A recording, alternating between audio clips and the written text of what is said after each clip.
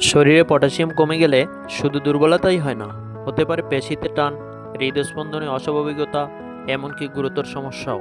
আপনার কি এসব লক্ষণ আছে? আসসালামু আলাইকুম সুপ্রিয় দর্শক। আজকে জানবো শরীরে পটাশিয়াম কমে গেলে কি কি লক্ষণ দেখা দিতে পারে এবং কখন বিষয়টি গুরুত্ব দিয়ে চিকিৎসকের পরামর্শ নেওয়া দরকার।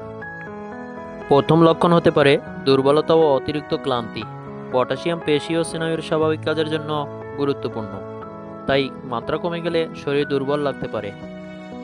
দ্বিতীয়ত, পেশিতে টান, খিঁচুনি বা দুর্বলতা দেখা দিতে পারে। বিশেষ করে পটাশিয়ামের ঘাটতি বেশি হলে এই লক্ষণগুলো আরও স্পষ্ট হতে পারে। তৃতীয়ত, হৃদস্পন্দনে অস্বাভাবিকতা বা ধড়ফড় অনুভূত হতে পারে। পটাশিয়াম খুব কমে গেলে হৃদযন্ত্রের বৈদ্যুতিক কার্যক্রমেও প্রভাব পড়তে পারে। চতুর্থত, গুরুতর পটাশিয়াম ঘাটতিতে কোষ্ঠকাঠিন্য, ঝিনঝিন অনুভূতি বা গুরুতর পেশি দুর্বলতা হতে পারে।